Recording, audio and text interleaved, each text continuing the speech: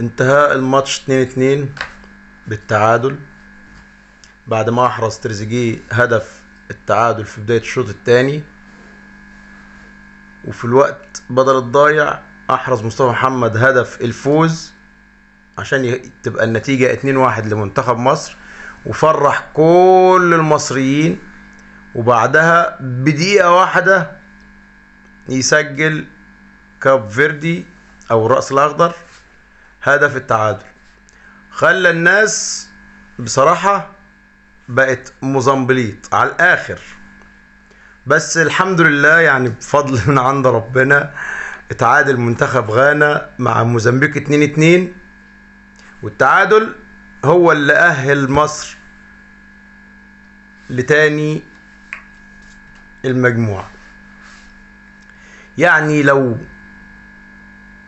غانا كانت كسبت 1-0 في الشوط الأول وجابت الجون التاني في الشوط التاني، بقت النتيجة 2-0، وبعد كده موزمبيق جاب جون بقت 2-1، وبعد كده موزمبيق جاب جون التعادل وانتهت الماتش 2-2 زي الماتش بتاع مصر والرأس الأخضر.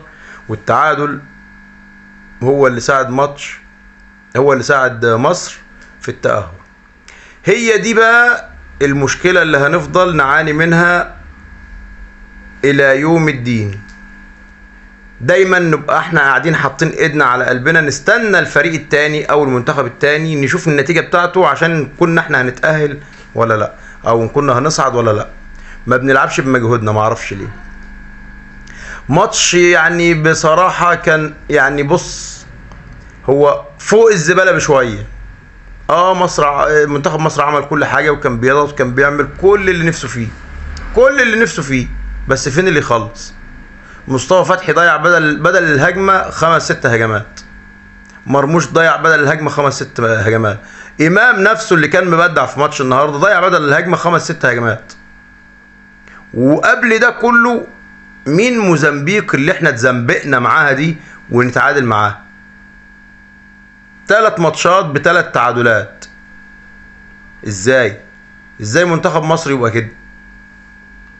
المهم الحمد لله صعدنا، ولما نشوف بقى ايه المصيبة السوداء اللي مستنيانا بعد كده ان شاء الله، ولو المنتخب ما فاقش لنفسه هنروح نلم كور ونلم الهدوم بتاعت اللعيبة ونجيب بعضنا ونرجع تاني.